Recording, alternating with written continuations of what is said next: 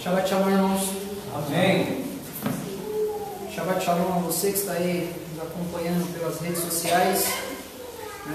Estamos aqui encaminhando já para o final do livro de Bemidbar, Números, capítulo 25. Uma história repleta de bênção, traições, drama, e chegamos ao final aí dessa Parashá Pinhas, capítulo 25, 10 ao 29, 40.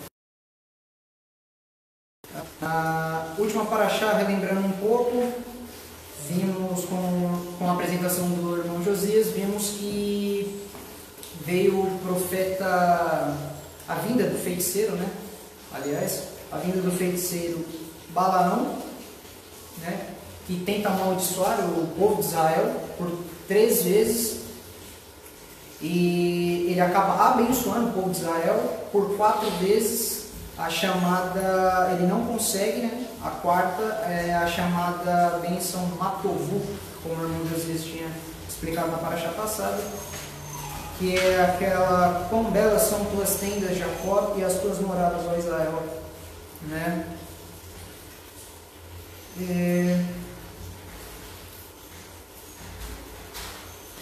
Então ele acaba falando para o rei Balaque, como posso amaldiçoar quem Deus abençoa, o povo abençoado. Então eu só falo aquilo que Deus me dá para falar. E ele conhecia o Deus de Israel, ele acaba mencionando o tetragrama, Ele conhecia, ele tinha uma espécie de relacionamento com o Deus de Israel ali em seu íntimo, Uma espécie de relacionamento ele tinha com o Deus de Israel. Então ele acaba instruindo o Balaque, o rei Moabita, para fazer Israel perecer, descumprindo a Torá de uma maneira terrível, fazendo Israel rasgar o contrato de casamento entre o povo e Deus. Deus fala, houve um casamento lá no Sinai. Está em Jeremias capítulo 2 e capítulo 31. Deus chama Israel de minha noiva, e o contrato de casamento deles é a Torá, o ensino, a lei, Então ele instrui o rei Balaque a enviar moabitas, e midianitas, que eram as mulheres mais belas, mais sensuais daquela época, para os filhos de Israel, para seduzirem os filhos de Israel e fazerem eles perecerem de dentro para fora. No caso, ele instrui, o rei Balaque já que eu não posso, por isso estou sob a bênção, vocês irão lá, vá lá, fala para ele, ir até lá, e as mulheres, instrui as mulheres a irem até lá seduzir o povo. Ele veio ditado, você não pode vencer junto-se a eles, E a maneira que ele quis se juntar ao povo de Israel foi cedendo as mulheres do seu reino. Isso, exatamente. E aí elas vão até lá, só que elas vão lá não só sobre atos libidinosos, na sedução deles, em atos sexuais, promiscuidade e tudo mais. Elas vão lá também para que eles esqueçam o Deus de Israel e adorassem a Baal Peor, que era adorado no Monte Peor. E os estudiosos, eles dizem que uma das coisas uma forma de adoração a esse Baal Peor, que era uma entidade terrível, era, eles entravam ali no templo, comiam, e iam na frente da estátua de Baal Peor e defecavam na frente. Era uma forma de adoração deles. E também vocês entraram, as pessoas daquela época entravam no templo para adorarem ele e só com a parte de cima, sem a parte de baixo. Era uma das maneiras de adoração a essa entidade. E imagine ali, né, o aspecto, né? Imagine a sua esposa e conhecidos filhos, né? Imagine um aspecto terrível. Então,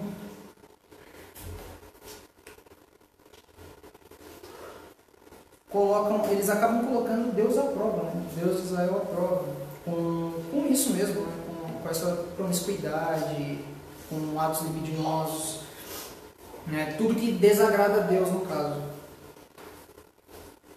E aí esquecem de Deus de Israel, né?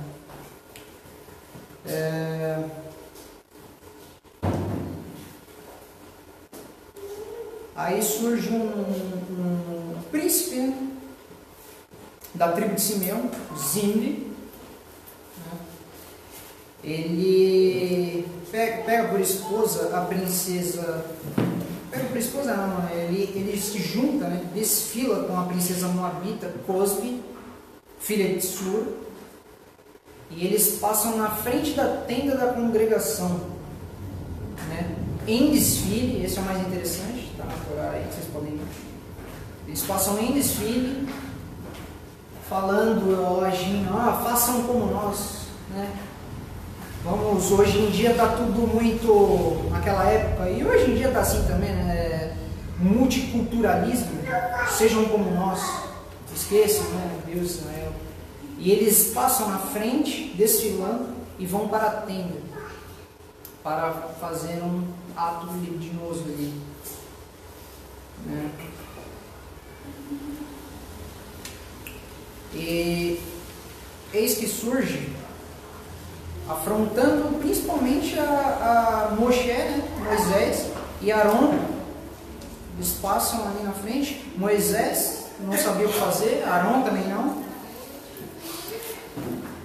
Aí que surge um sujeito chamado Pinhas, Finéias, filho de Elazar, neto de Arão. Ele levanta no meio da congregação ali,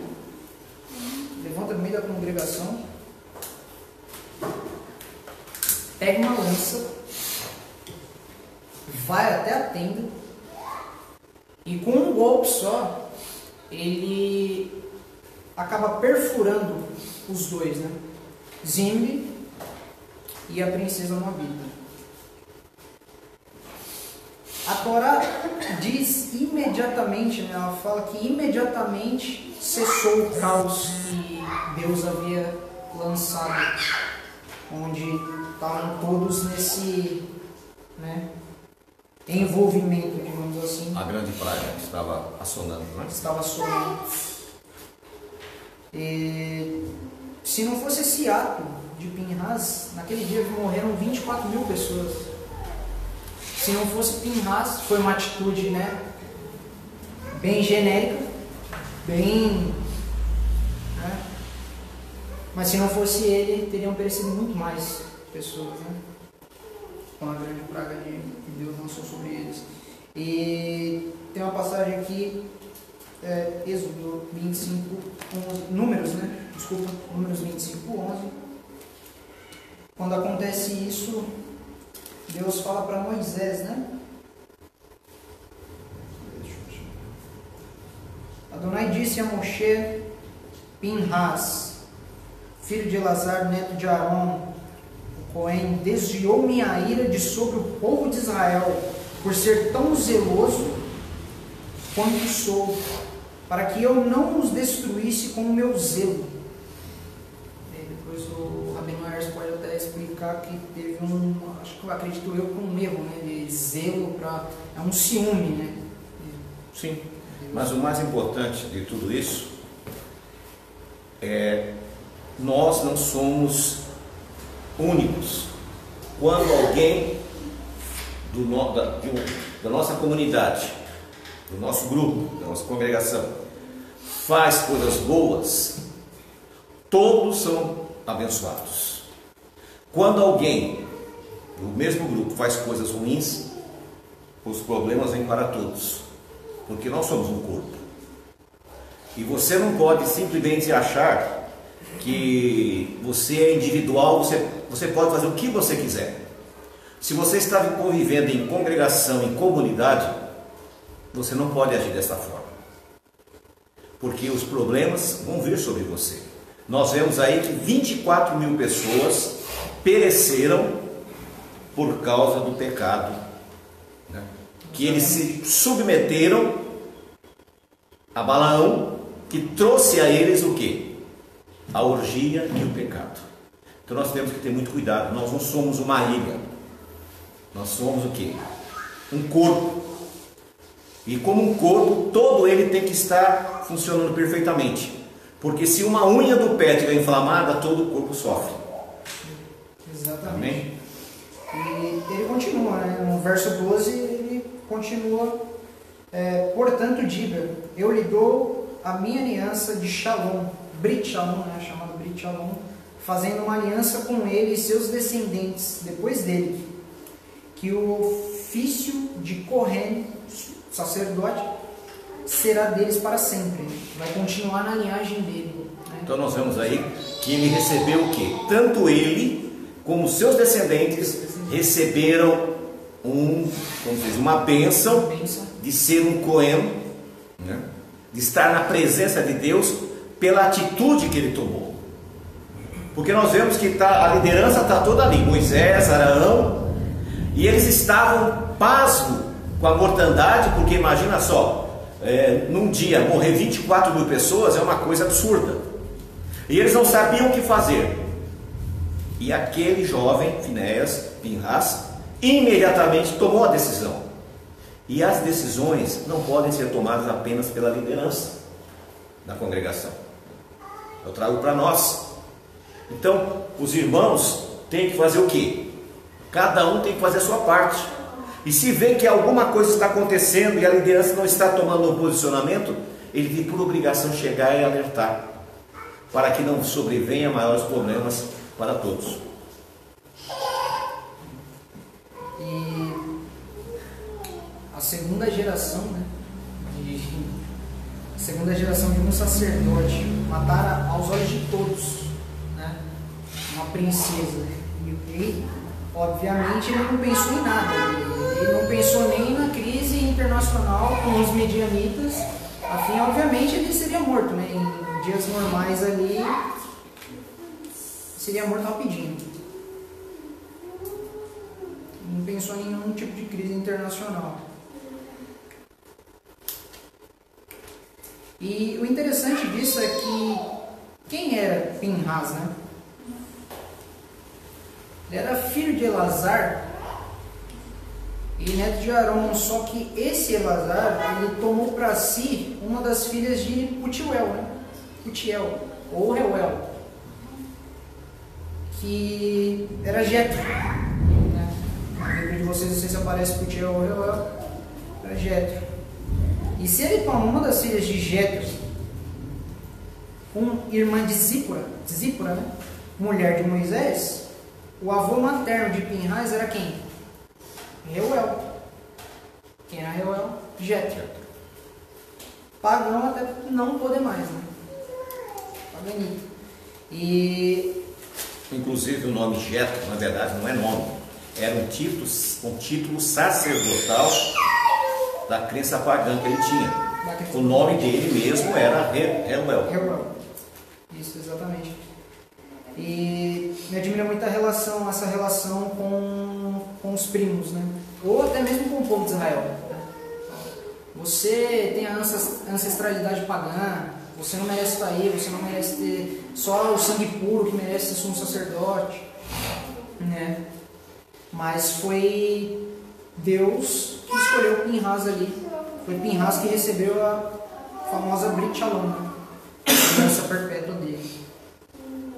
Ele recebia, acredito eu, que todos os tipos de preconceitos ali, né? E hoje em dia tem muito isso, naquela época ainda mais. Né?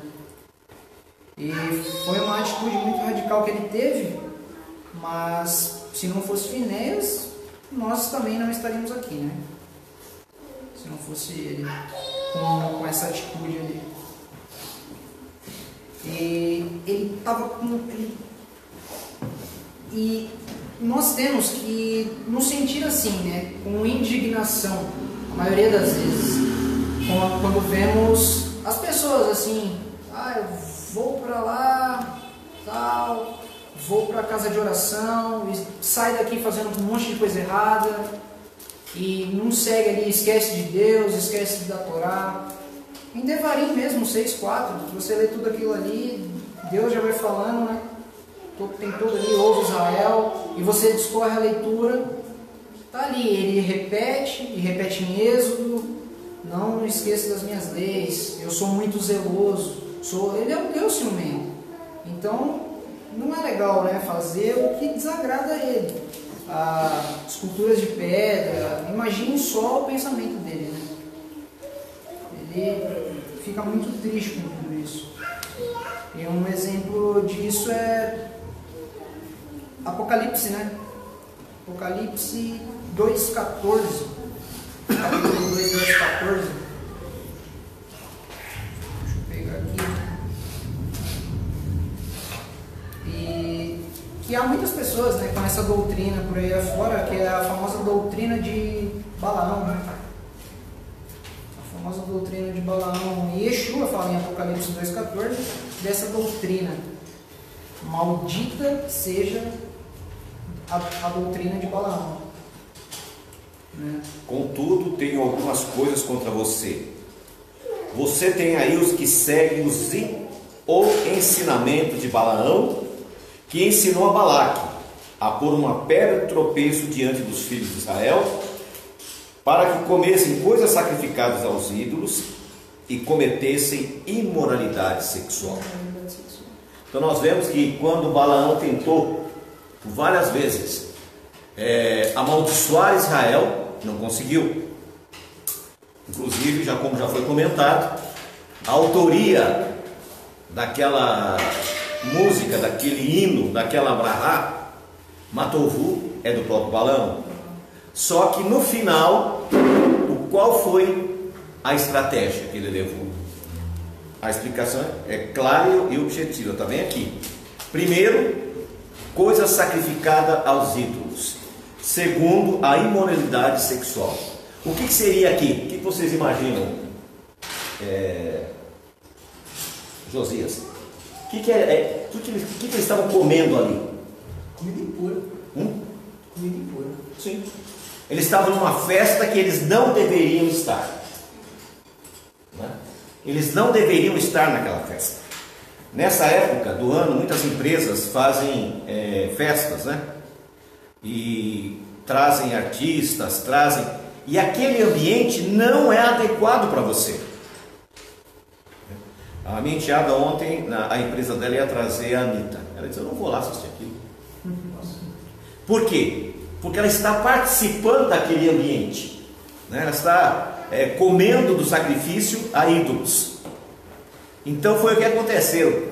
Eles fizeram uma grande festa, onde vieram as mulheres, os homens, e depois da festa, da bebedeira, veio a imoralidade sexual.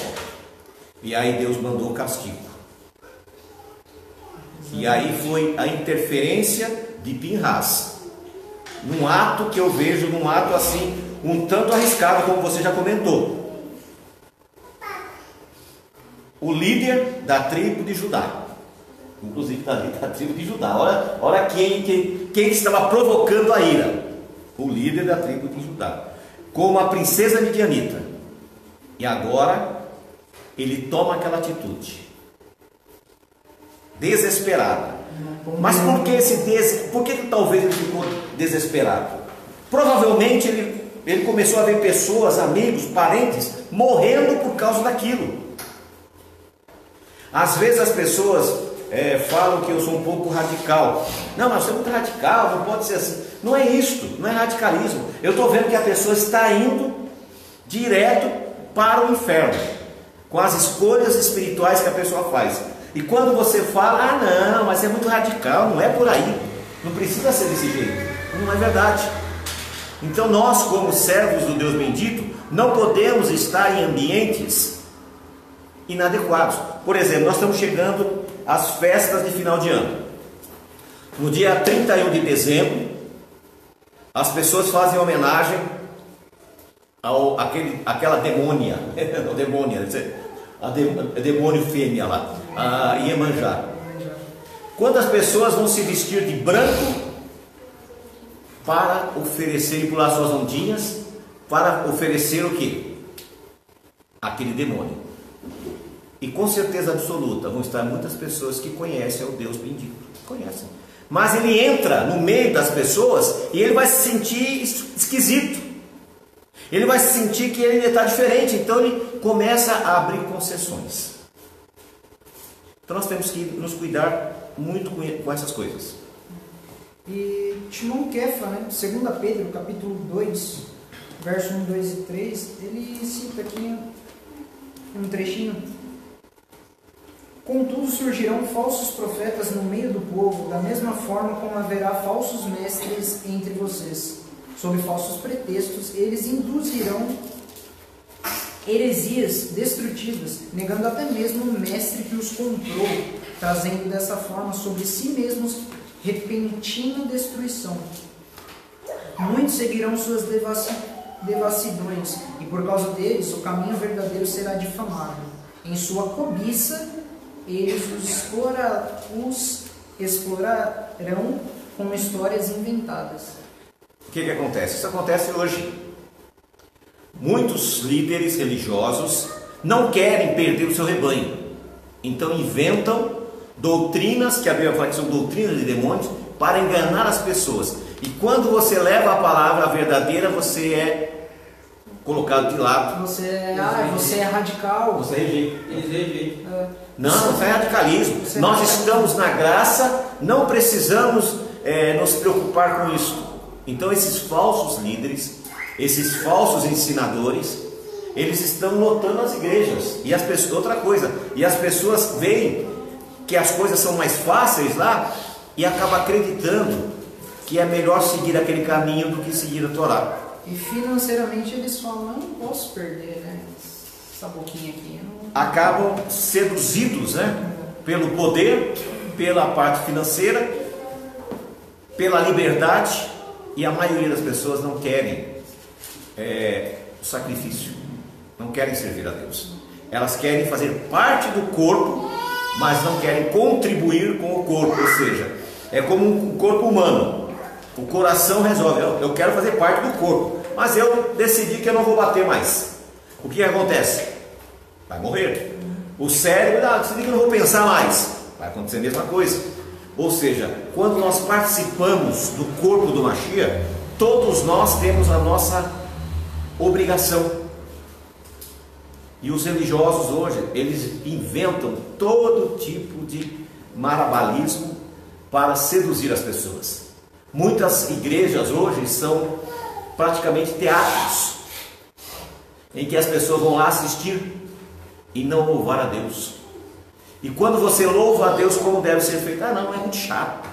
Não, isso é muito chato, a sinagoga é muito repetitiva. O pessoal quer um público, né? Quer show. As pessoas querem show, querem emoção. É lindo, às vezes a outra gritando lá no fundo, é lindo. Mas elas não querem ter o quê? Um encontro pessoal com o Senhor. Não. É interessante que, pulando aqui, indo para 2 Timóteo, capítulo 3, verso 15 e 16. Ele fala que recorde-se também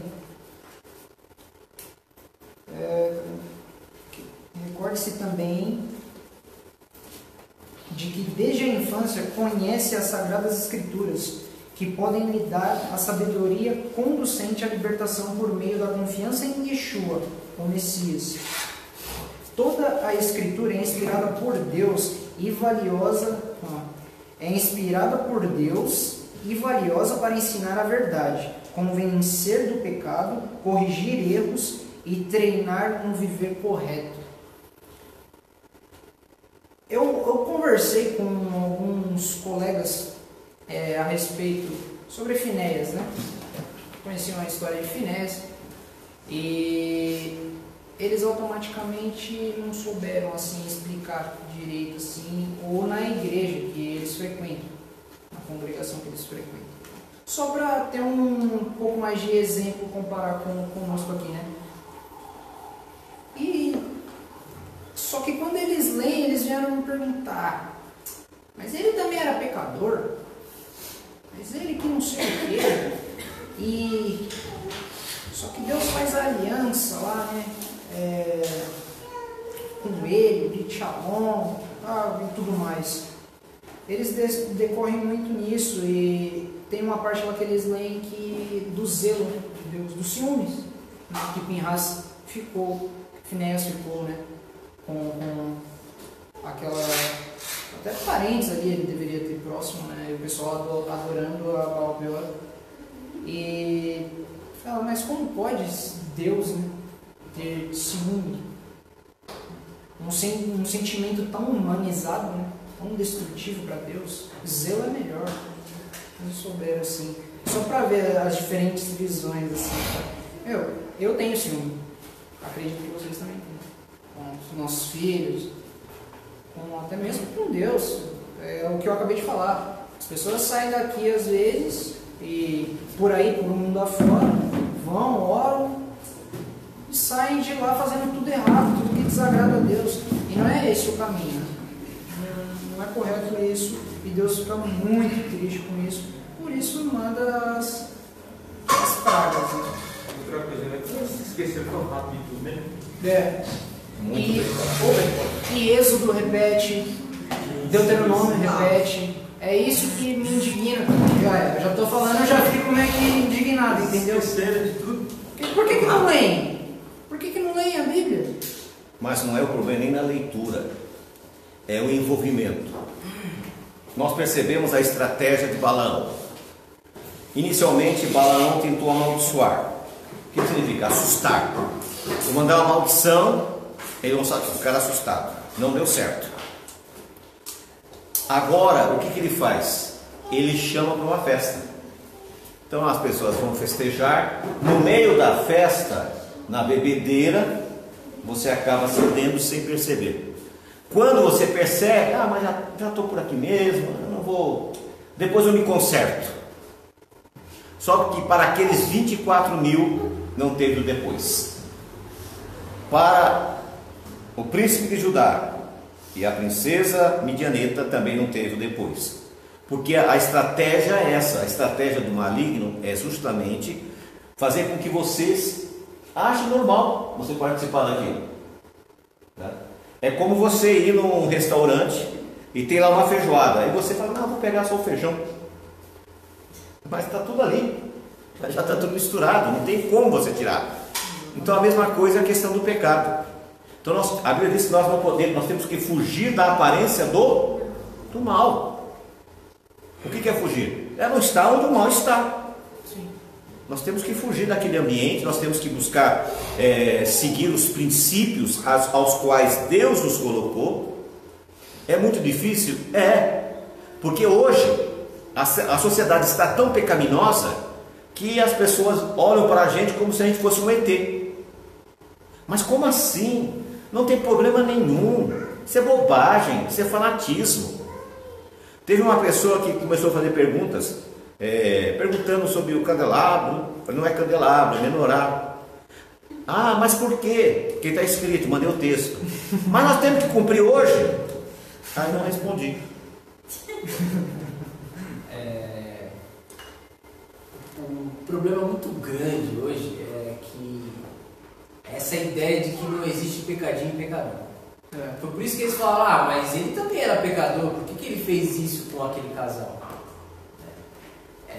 Isso vem dessa maldita ideia de que não existe pecadinho e pecadão. Mas se não existe pecadinho e pecadão, por que o Eterno ele deu vários tipos de sacrifícios? Se você fizer isso, é esse sacrifício. Mas se você fizer isso, é esse sacrifício. E se você fizer aquilo, não tem sacrifício. É morte. Né? Então, é um conceito muito princípio errôneo, né, de que não existe pecadinho e pecador. E nesse verso de Timóteo aqui, Paulo fala, né, a lei de Deus não nos salva, mas ela te conduz em salvação, em Cristo. E Romanos ele também fala, ele alerta, né? A lei é santa, o mandamento é santo, justo e bom.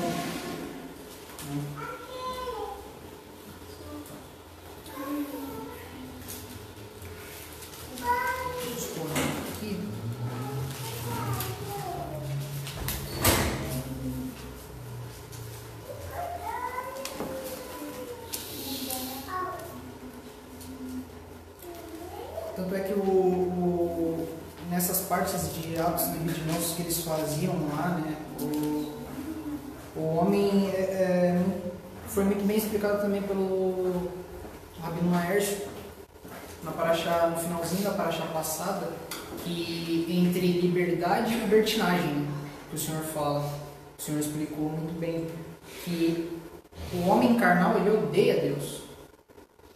Ele só quer, né? Nem chega, nem fala de mim sobre Deus. Ele não quer saber. Ele só quer te julgar. Ah, mas você vai lá fazer o quê no sábado? Ah, no domingo você vai lá na congregação, você vai lá na sinagoga, você vai lá na igreja fazer o quê? Então ele só vai para as atitudes carnais. Só quer saber de festa, só vai para as atitudes carnais. E o homem espiritual que tem Deus no coração, ele sabe o que é certo, né? Em seu íntimo, no coração. Ele sabe o que é certo e não faz. Isso é a liberdade, é a verdadeira liberdade, né? Enquanto esses que falam que eu tenho liberdade, você vai lá para a sinagoga ou você vai lá para a igreja fazer o que lá? Eu não, vou para uma festa, vou para uma balada. Eles são escravos do próprio pecado. Só que a verdadeira liberdade é quando o homem sabe do que ele não pode fazer, do que é errado aos olhos de Deus, e não faz. Ele se controla, ele se pondera. É interessante ver essas visões. Em João, né? João capítulo 5, Yeshua fala: se vocês não aceitam Moisés, então vocês não aceitam a mim, pois ele escreveu sobre mim. Aí em João capítulo 5, Yeshua fala sobre isso, né? Eles falam, o falso profeta, ele odeia, né, a lei de Deus, e o falso mestre, ele também odeia a lei de Deus e fala mal de Deus. É interessante essas questões. E o sangue de um pecador e uma pecadora, o sangue de um pecador e uma pecadora trouxe expiação para, acredito eu, mais ou menos 3 milhões de pessoas, né? Não sei se por aí, mais ou menos isso. Então, quanto mais, né, no sangue de um justo, filho de Deus, quanto mais. Agora vamos lá para Pedro, capítulo 2, verso 18 e 19.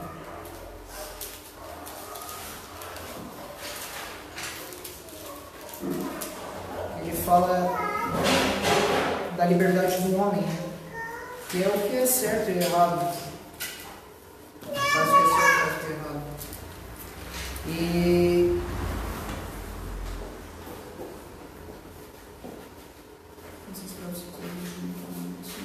em Jeremias 2:2, eles me criticaram muito, né, nessa onda que eu estava falando sobre Finéias, né, Pinhas, sobre o ciúme. Eles batiam muito na tecla do ciúme. Mas Deus não tem ciúme e tal. Está atestado em Jeremias. Olha lá, capítulo 2, verso 2.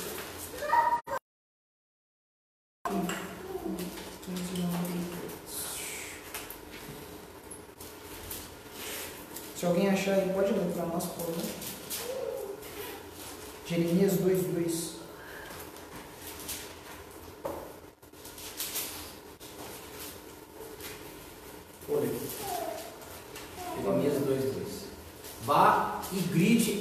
ouvidos de Jerusalém, que Adonai diz isto: lembro-me de sua devoção quando era jovem, como a semelhança de uma noiva. Você me amava. Como você seguiu pelo deserto, através de uma terra não semeada. Pode continuar? Pode continuar. Israel foi separado para Adonai, as primícias de sua colheita. Todos os que o devorarem incorrerão em culpa. O mal lhe sobrevirá, diz Adonai. Ouça a palavra de Adonai, casa de Jacó, e todas as famílias da casa de Israel. Eis o que diz Adonai: o que seus antepassados viram de errado em mim, que causou tanto afastamento de mim, fazendo-os andar atrás do nada, e eles mesmos se tornaram nada. Eles não perguntaram: onde está Adonai, que nos trouxe da terra do Egito, que nos conduziu através do deserto, por entre ermos e ravinas, por uma terra de aridez e sombras de morte, pela terra em que ninguém viaja e onde ninguém jamais viveu. Eu os trouxe a uma terra fértil para usufruírem seus frutos e todas as suas coisas boas. No entanto, quando vocês entraram nela, macularam minha terra e fizeram de minha herança algo repugnante. Os Kohanim não perguntaram: onde está Adonai? Os que lidam com a Torá não me conhecem. Os pastores do povo rebelaram-se contra mim. Os profetas profetizaram do Baal e vão atrás de coisas sem valor. Exatamente. Interessante, só pegando o gancho. Os profetas profetizaram em nome de Baal. Baal se traduz, tem várias opções, mas uma delas é Senhor. E hoje as pessoas profetizam o quê? Em nome do Senhor, que é o Baal. E aí mostra o zelo de Deus, né? Nesse trechinho aí você vê o zelo de Deus, o ciúme dele, né? E as pessoas, eu conversei com 3 tipos de pessoas diferentes. As duas meio que gostaram muito da história de Finéias, né?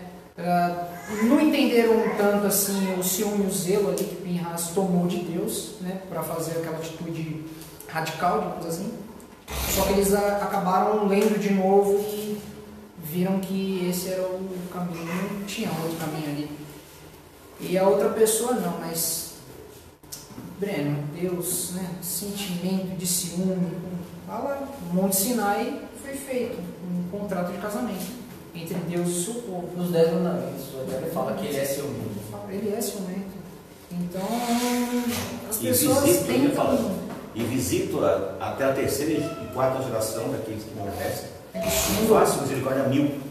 O som do coração ali, as pessoas tentam... Estava lendo, eu vou perguntar aqui, da onde que...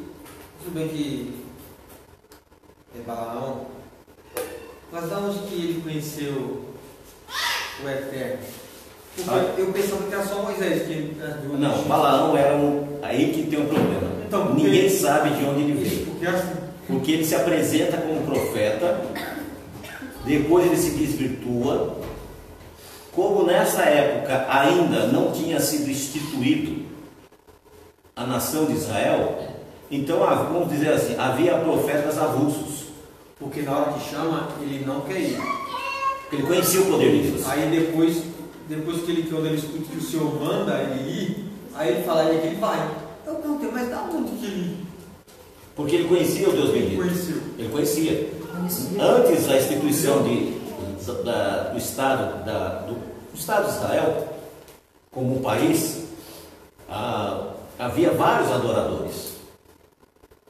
E você vai encontrar, inclusive, Yeshua falando, os discípulos chegam para ele e falam assim, mestre, tem um grupo de pessoas que estão fazendo milagre em teu nome, mas não é dos nossos. Aí ele diz, se não é contra nós, é por nós.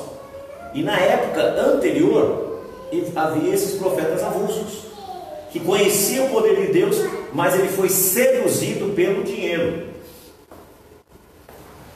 Quando ele recebe, é ofertado uma coisa. Deus proíbe. Ele vai de novo, Deus proíbe. Mas chega uma hora que ele cede. É porque tem uma hora que ele fala, mesmo que dê todo o dinheiro, todo o ouro. Todo ouro, ele fala, eu não vou. Mas chega uma hora que aí depois a sedução é muito grande. Da que ele. Aí me lembrei de João falando que é mais fácil um elefante passar por um buraco. Um camelo. O camelo, desculpa. O camelo passa por um Camelo levanta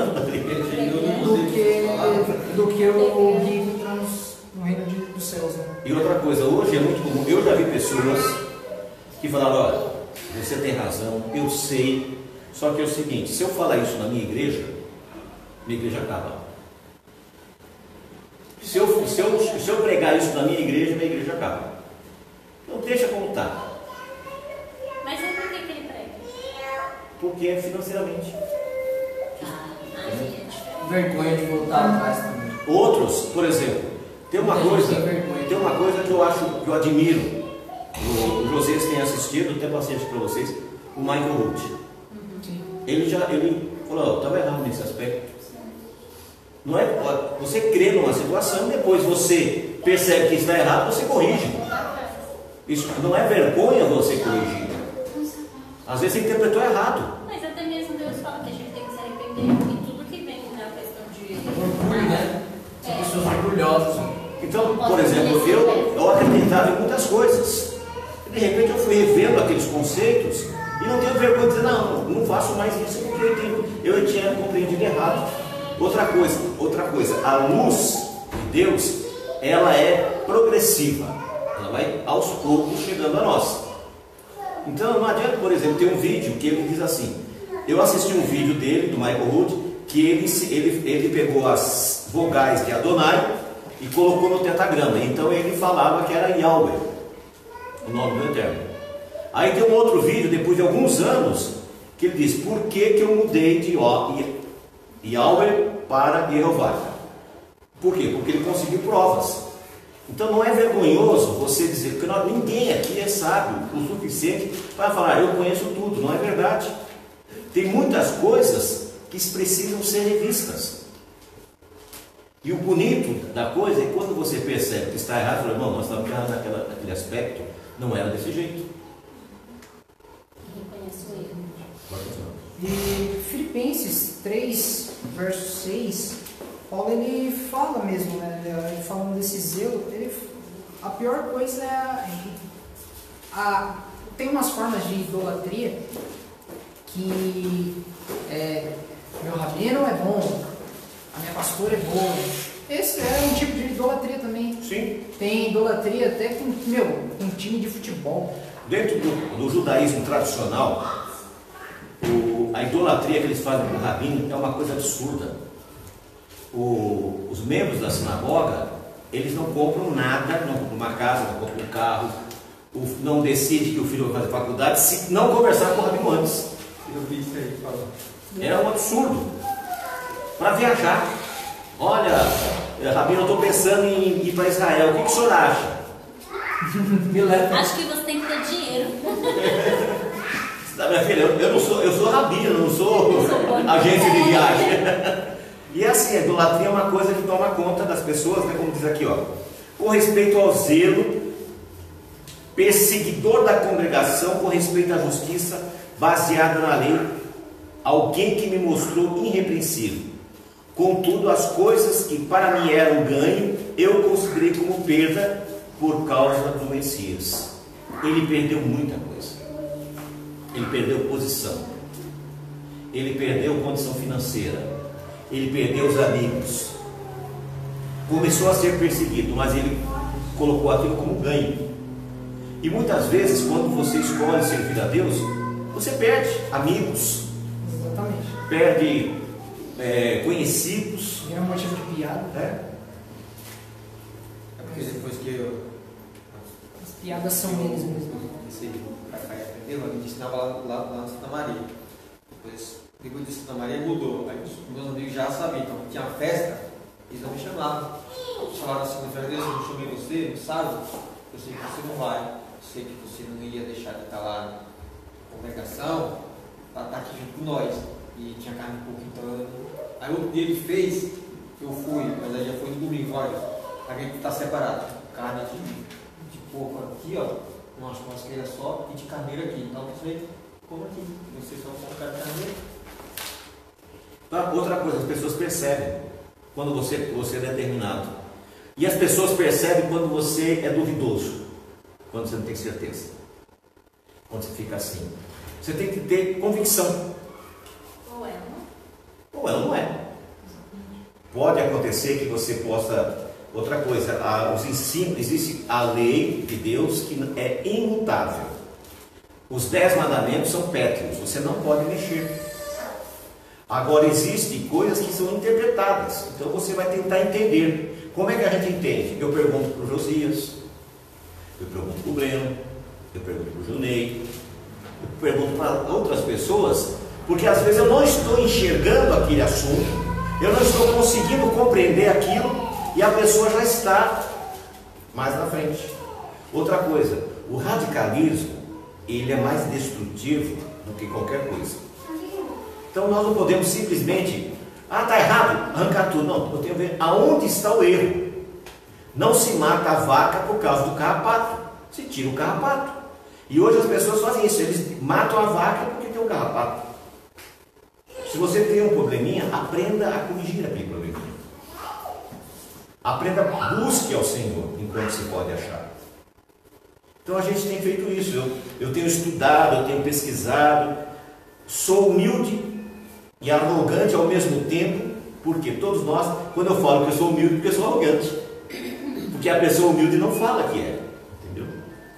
Então é assim que nós temos que seguir o caminho. Pode continuar. Nós temos que nos encher mais do espírito de Davi, né? E, né, muito interessante que a tua lei é boa, né? Ó como amo a tua lei, nela medito de dia e de noite, lâmpada para os meus pés, é a tua Torá e lâmpada para os meus caminhos, né? Temos que esquecer dessa doutrina de Bilã, né? Balaão, e andar no reto, né? Por que ele diz lâmpada? Por que ele diz a lâmpada? Que a Torá é a lâmpada. Porque através dela eu sei o que eu posso fazer e o que não, porque ela me dá claridade do assunto. Seguindo ela, eu não preciso seguir homem nenhum. Não tem o que fazer. A Bíblia fala que o 7º dia é de descanso. Tem alguma coisa que contradiz isso? Não tem. Só os desobedientes. Só os desobedientes. Ela diz que eu não devo comer comida impura. Qual a dificuldade de entender isso? Ela dá a relação dos alimentos, inclusive. A Bíblia é completa. Olha, você não pode comer isso, isso, isso. Pronto. Qual a dificuldade? Mas eu acho que eu posso. Então não perca o seu tempo. Ou você serve a Deus integralmente, ou não. Uma vez minha supervisora falou, para quando a gente compra um aparelho, a gente lê o manual. Mas a gente não lê o nosso manual, que é a Bíblia. Sim. Aí você quer servir a Deus lá do seu jeito. Aí o que acontece? Aliás, até com o liquidificador vem manual. Porque é só ligar e desligar, não tem muito o que fazer ali. Aí o que acontece? É a mesma coisa, as pessoas querem servir a Deus, mas têm preguiça de ler a Bíblia. Tem preguiça de pesquisar. E hoje, gente, há anos atrás era um sofrimento. Para mim pesquisar, eu tinha que sair daqui de Cotia, eu ia até a Praça Ramos, lá no centro de São Paulo, que era a biblioteca. Passava o dia lá, aquele monte de livro, porque um assunto você pegava num livro, outro. Hoje não. Hoje no seu smartphone você clicou, tem o que você precisa. Então não tem como você questionar. É igual quando eu mandei mensagem para o senhor lá que fala em Coríntios lá, mas aqui 23, tá falando 23 mil morreram. E Dá 24. Aí números falam, mas é 24, qual tá certo? Será que foi erro de tradução? Estava tentando montar meus rascunhos. Mas não foi erro de tradução, foi ali erro de copista. Aí, baseado, porque isso foi até bom. Em Coríntios falam que foi 23 mil que morreram. Em número falam 24 mil. Isso é erro de copista. Na hora que ele estava falando outra coisa. As letras hebraicas, elas servem como número. O Aleph é 1, o Beit é 2, o Dalet é 3. E às vezes o indivíduo, e é muito parecido, outra coisa, o Dalet com o Beit é muito parecido. E o cara coloca, mas tem, tá vendo? A Bíblia está errada aí, ó, o erro aí. Sabe que uma pessoa que fica procurando chifre em cabeça de cavalo? E normalmente encontra, viu? O engraçado também é um exemplo básico também é o Jesus falou muito bem das tábuas, né, dos mandamentos, dos 10 mandamentos.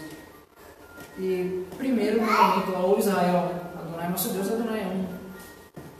E logo eu entendo que o que? Semelhantemente também aquele Yeshua fala que, parecido com esse, amar ao próximo como a ti mesmo. Logo eu entendo que não são só 10 mandamentos. Tem outros mesmo. Se não me engano, 613. Não, na verdade é assim, vamos lá. Os 10 mandamentos é o pedro. Certo.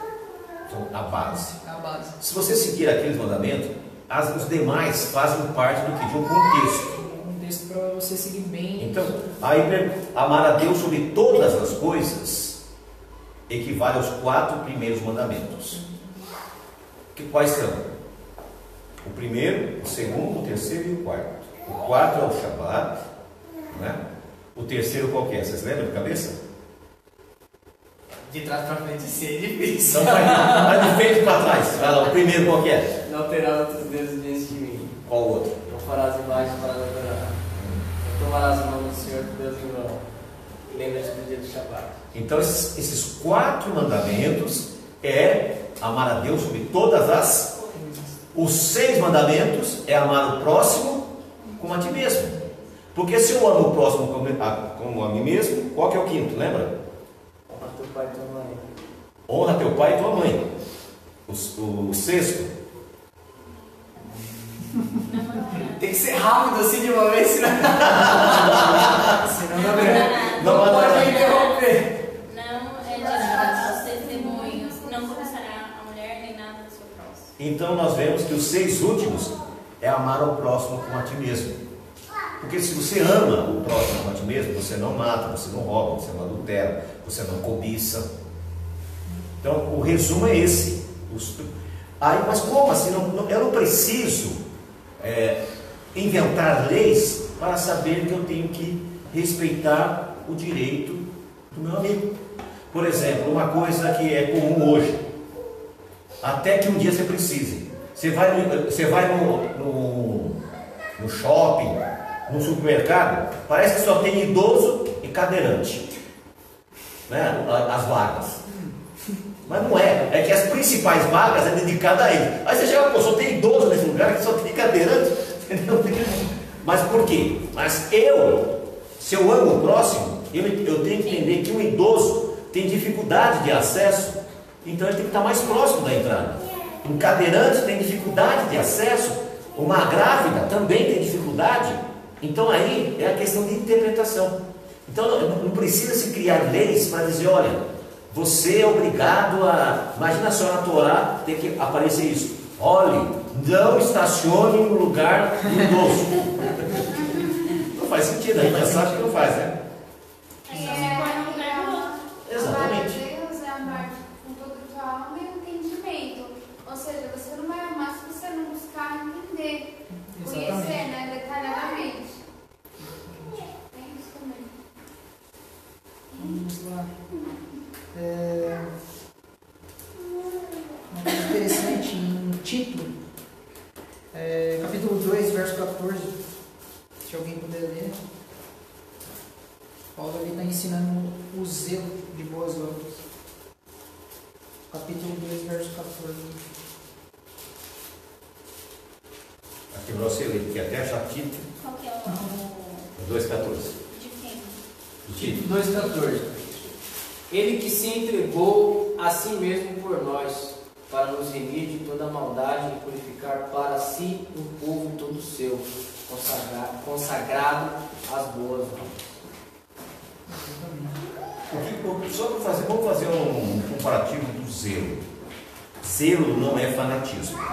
Ser zeloso é ser cuidadoso, né? Ter um cuidado especial. Ser zeloso, eu não posso chegar para um irmão que está chegando na congregação, só que ele trabalha no sábado. Eu não posso chegar para ele e falar, olha, peça as suas contas, porque senão você vai para o inferno. Não posso fazer isso. Por quê? Por isso que lá em Atos capítulo 15, no concílio, foi decidido que as pessoas iriam cumprir os 4 princípios e aos sábados, na sinagoga, eles iriam aprender a lei de Moisés. Você vai aprendendo e nesse período você vai colocando a tua vida em ordem. Então nós não podemos julgar. Por exemplo, eu no passado, uma vez, há muitos anos atrás, eu fui numa sinagoga, há mais de 20 anos, e quando eu cheguei na sinagoga, eu perguntei: cadê o rabino? Ah, está trabalhando. Nossa, eu tinha vindo do Adventismo. O Adventismo, ele idolatra o sábado. Aí ele trabalhava na aeronáutica. E ele não poderia faltar, porque senão ele seria preso. Estava em vias de se aposentar. Só que no meu zelo exagerado, eu julguei erroneamente. Não poderia ter feito isso. Porque nós não podemos julgar as pessoas. Nós não podemos simplesmente achar que deve ser desse jeito. O que nós podemos fazer é organizar a nossa vida, pedir a Deus que nos ajude, abrir as portas para que possamos nos encaixar de uma forma que possamos adorar a Deus na sua plenitude, mas de uma forma sábia. O interessante disso é que vai fazer 10 anos que eu não trabalho de domingo a domingo. Trabalhei de domingo a domingo no meu primeiro emprego. 1 ano, quase 2 anos.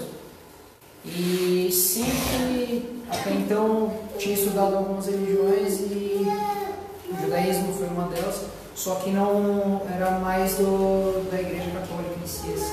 E sempre colocaram na minha cabeça que não existe trabalho de segunda a sexta. Você não vai achar. Porque eu já sabia o sábado. Você não vai achar. Falavam pra mim isso. Não dê ouvidos. A melhor coisa que você faz é não dar ouvido a pensamento derrotista desse tipo de pessoas. A melhor coisa. Eu continuei trabalhando. Assim que apareceu uma oportunidade, vai fazer 10 anos. Não trabalho nem no sábado. E nós vemos dentro da Paraxá que ela vai até o capítulo 30, né? Vai até o 30. Nós vemos que nessa Paraxá ele vai fazer uma repetição, né, dos mandamentos a serem ordenados. No versículo 29: e no 7º mês, no primeiro dia do mês, vocês devem realizar um santo congresso. Não devem fazer nenhum trabalho árduo. É um dia que vocês devem tocar a trombeta. Vocês apresentarão como oferta queimada aroma agradável para Jeová um novilho que é um carneiro e 7 cordeiros de 1 ano da data. O interessante é o seguinte, irmãos: o único mandamento da lua nova que ordena que eu tenha que guardar é esse. Hoje existem pessoas que interpretaram errado. Quando a lua nova aparece, ele começa a guardar o sábado a cada 7 dias. Só que o texto é tão claro aqui que é só o 7º mês, que é o dia da trombeta de aclamação, como nós. É o único que é reclamado. E ele vai cair qualquer dia da semana. Então a gente não pode ignorar isso. E no versículo 30, isso é importante para todos nós aqui, colocarmos em prática. E então Moisés disse às cabeças da tribo de Israel: isso é que Jeová ordenou: se um homem fizer um voto a Jeová ou um juramento, impondo-se a si mesmo um voto de abstinência, ele não deve violar a sua palavra, deve fazer tudo o que prometeu. Por isso, cuidado ao fazer votos. Às vezes as pessoas confundem voto, achando que voto é uma troca. Ó Deus, se você me fizer isso para mim, eu faço isso para você. Voto não é isso.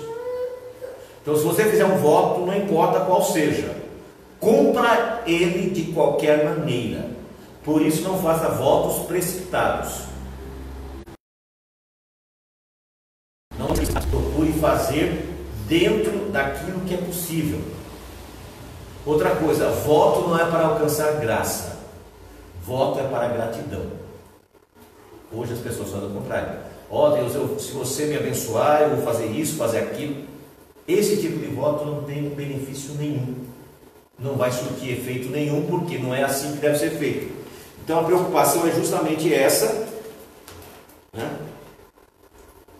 quando você tomar um posicionamento, uma questão de voto diante do Senhor. Então a Paraxá, ela vai pegando todos esses aspectos, desde Pinhas, da atitude que ele teve, até chegar à repetição das leis e agora chegar na questão do voto. Então tem que haver da parte de nós um cuidado extremado contra tudo isso.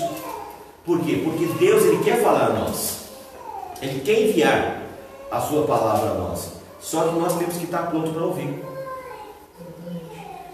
Em João, capítulo 2, verso 13 e 17, ele fala assim: já era quase o tempo da festa de Pêssego em Yehudá. Portanto, Yeshua subiu a Jerusalém, na área do templo, encontrou alguns vendedores de bois, ovelhas e pombas e outras pessoas assentadas diante de mesas, trocando dinheiro. Ele fez um chicote de cordas e expulsou todos da área do templo, bem como as ovelhas e os bois. Virou as mesas dos cambistas, espalhando as moedas, e disse aos que vendiam pombas: tirem essas coisas daqui. Como vocês ousam transformar a casa do meu pai em um mercado? Os talmidim se lembraram mais tarde do que o Tanakh diz: o zelo pela tua casa me devora. Então, outra coisa, é bom citar o porquê desta atitude dele. O propósito do sacrifício não era comercial. O propósito do sacrifício não era ganhar dinheiro. O que eles faziam? Você chegava com uma ovelha, apresentava o sacerdote. O sacerdote disse: olha, essa ovelha ela tem um defeito, ela não serve não. E agora o que eu faço? Não tem problema não. Eu tenho uma outra ovelha aqui, a gente troca. Você fica com a nossa, que é boa, eu fico com a sua. E você paga a diferença. Aí pagava, dava o dinheiro. Só que aquele dinheiro não era aceito no templo. Aí ele tinha que ir no cambista para trocar a moeda. Lá no cambista ele perdia mais um pouco de dinheiro. Vinha o outro, o sacerdote vendia aquela ovelha que ele tinha rejeitado para o outro. Aí começou esse círculo vicioso. Então o coitado do adorador, ele era trapaceado de todos os jeitos. Ele era enganado de todos os jeitos, como nós vemos hoje as pessoas fazendo isso nas religiões, né? As pessoas, elas dizem o seguinte: olha, se você, quanto mais for a sua oferta, maior é a bênção. Contraria os princípios bíblicos, porque os pessoa deixa carro, deixa casa, deixa tudo, né, irmão? Achando que a bênção vai ser maior. Os princípios bíblicos não são esses. Por isso que foi instituído o que? O percentual. Por isso que quando a pessoa era pobre, ele não precisava levar uma novilha, ele não precisava levar uma ovelha, ele poderia levar uma pombinha. Deus sempre se preocupou. Então nós vemos que o zelo que nós temos que ter é um zelo para que as coisas funcionem.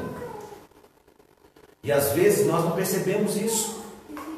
E deixamos o zelo e passamos para o extremismo também. É uma linha muito tênue. Então nós temos que ter o fundamental. E qual que é o fundamental? Guarda os mandamentos. E o que é mais forte, assim, para mim, nesse caso também, que eu tirei dessa paraxá, é tratar, que junta com os mandamentos, é tratar os outros como você gostaria de ser tratado. Nada para mim entendeu? É muito forte isso, muito bacana. E para encerrar aqui, irmãos, eu vou em Atos, capítulo 2, 42 ao 47. Atos 2, 42 ao 47. Eles se mantiveram fiéis ao ensino dos emissários, à comunhão, ao partir do pão e às orações. Todos estavam cheios de temor e muitos milagres e sinais aconteceram por intermédio dos emissários. Todos os que confiavam em Yeshua permaneciam unidos e possuíam tudo em comum. Na verdade, eles venderam suas propriedades e bens e distribuíram cada um conforme a necessidade, de modo contínuo e fiel e com singeleza de propósito. Eles se reuniam no pátio do templo todos os dias e partiam o pão em várias casas, compartilhando o seu alimento com alegria e simplicidade de coração, louvando a Deus e tendo respeito de todas as pessoas. E dia após dia o Senhor lhes acrescentava os que eram salvos. Então, com isso daqui, gente, eu termino essa paraxá de hoje. Muito interessante. E muito obrigado. Shabbat Shalom. Amém.